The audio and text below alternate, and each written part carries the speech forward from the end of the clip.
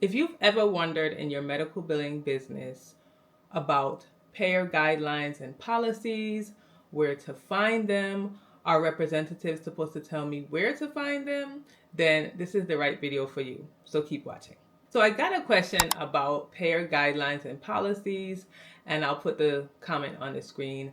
And she wanted to know how to talk to payers, where do you find the guidelines, and are representatives required to tell you where the policies and the guidelines are because her boss is saying that they should tell you this. So I decided to do a video about this, not only because she asked the question, but it was a very good question and I had to think back about it. Because in my years as a medical biller, I can remember earlier out just completely hating, trying to find out what the guidelines and the rules and all of that stuff was for different payers. Because as you know, payers have different guidelines. So in one of the videos I did before, I'll link it above, I talk about the duties that I hate as a medical biller. And one of those duties were trying to find out what the payer guidelines and policies were. I also remember at this time when I used to ask the representatives, so where is this guideline, or what should I use, or what is your policy? They would tell me that they can't bill for me. And that upset me the most because I was saying to myself, I'm not trying to have you bill for me, but if you want me to do something, if someone wants you to do something a specific way, you shouldn't have to guess how to do it that way. They should tell you how to do it, and then if you don't do it that specific way, then fine, they don't pay you. But you can't have a policy that's not there. So it would really irritate me when they told me that. Also, over the years, I realized that medical billing is not black and white. I've said this before, it is very much gray. And that doesn't help very much, but it is very gray because unlike math, let's say, where 2 plus 2 is 4, and regardless of anything, 2 plus 2 is 4. With medical billing, that is not the case. So I'm going to speak to you today about payer guidelines and policies and how I handle them. So let me know if you handle them differently after hearing how I handle them. So first, you wanted to know how to speak to payers when you call them up about denials and you're trying to figure out the reason behind the denial and what you should do. So the first thing is you need to know what the denial is about. You need to kind of have some idea of the codes that you're using, of what they're saying that the denial is, because if you don't, then they can tell you anything, especially if they don't know either. A lot of times the representatives don't know about the denials as much as we may not know about the denials. They would just read you back what your remittance advice says or what the denial says, even if it's something that's vague and doesn't make too much sense. So when you're calling about a denial, especially if you already have the remittance advice, try to do some research on your own, trying to figure out what this denial code means. And you can do that by Googling it. We are very fortunate nowadays to have Google, so we don't necessarily have to be trying to guess really certain things. We have a lot of information at our fingertips. So look and try and see if you can find what the denial is. Now, there's one denial that is CO16, I think it is, and it's something like, the service lacks information or something, but it's very, very vague. And so you might get this denial because they tend to use this denial a lot and you have no idea what it means.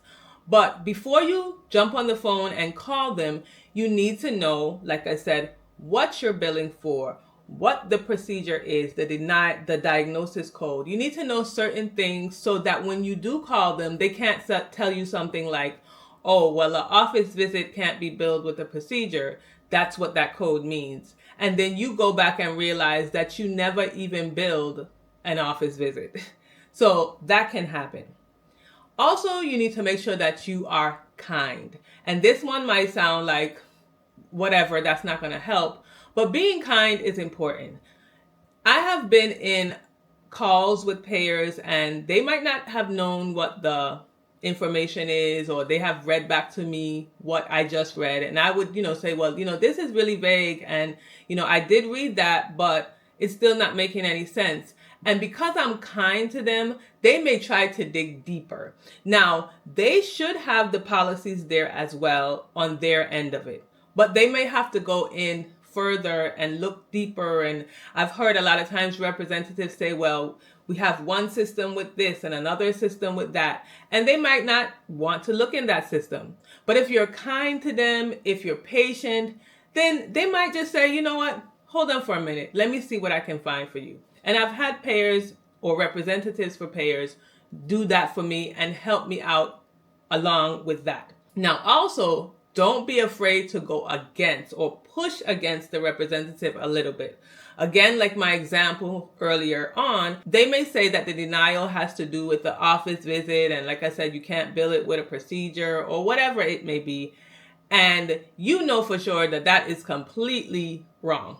You know that doesn't make sense, and you need to say that. So you tell them, well, I haven't billed a office visit. This is just an injection. This is just a procedure. This is whatever it is. And I need you to look further into that. So don't be afraid to push against them a little bit, because you don't want to just take what they told you and then you get off the phone and you're still lost with what you need to do. You kind of want to push them a little bit. And like I said, see if they can give you a little bit more information so that they can help you to get your claims paid. Now, the other question that she asked was, are representatives required to give you their guidelines and their policies? And the short answer to that is no. And I say no because I have barely ever gotten any representative tell me what the policy number is, the guideline rule is. I have never really had anyone do that. Like I said, here and there, a payer representative may have given me, a little bit more information to say what it is, but they don't give me the policies or the guidelines. They would say, well, if you check our website, you can find the policies under, ABC tab. And then when you go there, most of the times it's not even there. So are they required to give you that? I personally don't think so, because I've never really gotten it. But if you believe differently, let me know in the comments and we can chat about it. But I've never really gotten it. So you shouldn't depend on them to give it to you. And if your client or the provider that you work for is telling you that they are required to give it to you, I would tell them they're not, because I've never gotten it. So how do you get the payer policies and guidelines? Now, this is not a straightforward answer, and I'll first start off by saying that up to this day, it is still really hard for me to get payer policies and guidelines. It has become a little bit easier, but it's still pretty hard. So it's not a straightforward answer, and I have a few suggestions for you. So this is what I'm going to let you know. The first thing is that Medicare, I usually check Medicare for guidelines, because most payers follow Medicare or CMS. They usually follow what Medicare does. And Medicare actually do have policies and guidelines that you can find. So again, you can go on the cms.gov website and type in a specific CPT code or a specific diagnosis code. And sometimes this actually pulls up the policy that you need. The only thing with that is that not everything has a policy and guideline. That's what I've realized. So if you're going to look for each and every code or each and every diagnosis thinking that you're going to find a policy and guideline for each and every one, you're not going to find one for each and every one. So don't think that you are. Sometimes you have to go around about the situation. So let's say it's a preventative service and you're looking for a preventative code, let's say a 99836 code, which is a annual code, and you're looking specifically for that, and you type in specifically that code. You might not find a policy talking specifically about that code, but you might find a policy talking about preventative services. So you kind of have to read around and, try and figure out what you can take from that particular policy and apply it to what you're dealing with. So you might not find the definite, straightforward policy for a specific code or diagnosis. Then you can check the payer's sites. Now, I have found for me that Cigna and United Healthcare are pretty good with having payer guidelines and policies on their site. For the most part, again, if I Google something and there's actually a policy or a guideline for it, then I can pull it up and I would actually see a policy that has a policy number, it'll have the effective date, and it'll say how United Healthcare or how Cigna wants you to bill it. Now, sometimes there are certain words that you need to use because they don't only have policies for reimbursement. And so you might be trying to find information about something, let's say an office visit, and you type in office visit and they'll bring up a policy, but it has nothing to necessarily do with reimbursement. It may have to do with the clinical side, what should be included, what is a office visit, stuff like that. So most of the time, as a tip, when I look for guidelines, I always kind of put in the word reimbursement because that's what we're dealing with as medical billers. We're trying to find out how we should get reimbursed and what they want us to do so that we can get reimbursed. So I always try to put in the word kind of reimbursement in there, or billing, or something that shows that I'm looking for the billing portion, the reimbursement portion, and not just, any guideline or policy when it pertains to that service that I'm talking about. The other insurances, I don't really have a good track record with finding their policies. And if you ever do find a policy, be sure to, number one, make sure that the policy is up to date.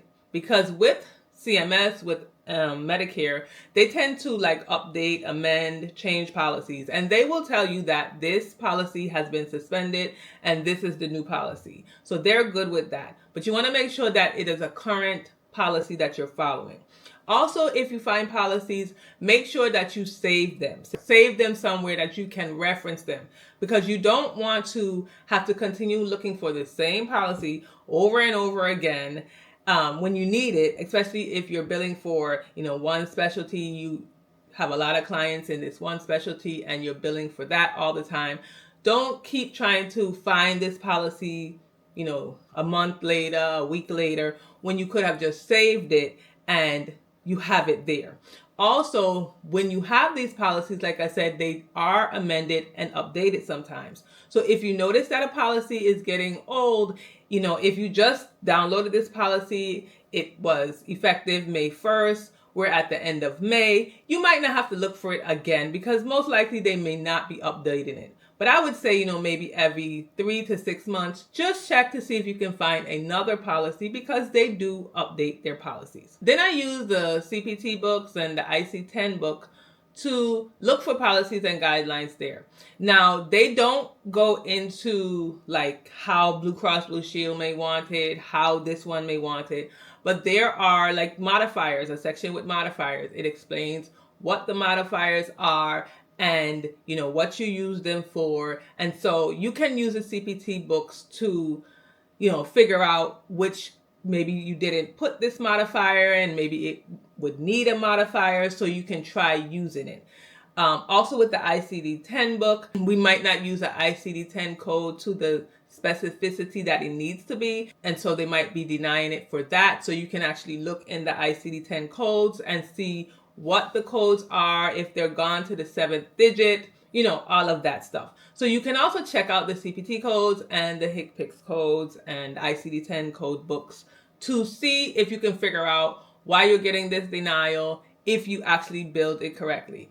Then you can use other resources such as your local representatives for that particular payer, or you can look for other medical billers in your area or medical billers in general. So for example, when I have certain situations that I just really can't figure out, I can get in contact with my representatives. So I have different representatives for different payers local to me. I believe that is the same for other areas as well. I have been doing it for a while. I don't know if I get help as much as I get help sometimes because I have been doing it for a while and they know me and stuff like that, which I don't believe that's what it is. But they are here to help you to, get certain things that you can't figure out. Now, I would not use them for every little thing. They're not expecting you as their local representative to call them for every little denial that you have. You need to do your research. You need to try and figure out why stuff is not being paid. Now, if you can't figure it out and it's like a last resort type of thing, then you should try and get with your local representative. So I'm not telling you to try and get a policy for every denial that you have and that they're going to give it to you, because they are not. They probably will start to believe that they're doing your job for you, and they're not going to want to do that. So you use them only when you really need to use them. And even sometimes when I have spoken to a representative that's my local representative and asked them for a policy, they can't find one either. Again, these payers don't have policies and guidelines for everything. And so they probably have guidelines and policies for the most used or, most important billing codes and stuff like that. So they're not going to have it for everything. So you're not going to find every living policy, even if you go through the representative. Then you can actually speak to your local billers in your area. They may have gone through this denial and they can help you figure out why it's being denied and what you can do. Take that for face value though, because they might be just doing it a certain way to get paid and it might not be the right way, or you might not have the documentation that you need, and they just say, well, add a modifier 59 to get it paid, or add a modifier 25 to get it paid, and that's not the way to go either. But you can just use them to get an idea of what you think it may be. Always use your own judgment and what you believe is the right way. Now, you're going to make mistakes. You might send back a claim and it still get denied or something, but you try to make sure that doesn't happen too much. So in short, you can use these certain resources that I have provided to you, but sometimes again, you're just going to not know what it is and you're going to try and have to figure it out. That's why it's important to have a foundation of knowing billing. Now, of course, if you haven't billed for a specific specialty, maybe you've gotten a new client and you're doing a new specialty, so you don't really know and understand, but you try to do your due diligence, do your research, and see if you can figure out why the claims are being denied. There are certain times when you are going to be doing lots and lots of research just to get one claim paid. But remember, when you get it paid, or if you get it paid, be sure to write down, document what you've done to get that claim paid so that you won't have to try and do this another time. And I'm saying this because I've done that many times. So don't be like me and have to keep researching the same thing over and over again. Make sure you write it down. Make sure you keep it somewhere where you can find it later on. So if you have any more questions about payer guidelines and policies, or you want to know any information about starting a medical billing business, be sure to schedule your remote one-on-one. Make sure you download your free checklist on starting your medical billing business, and I'll see you again in my next video.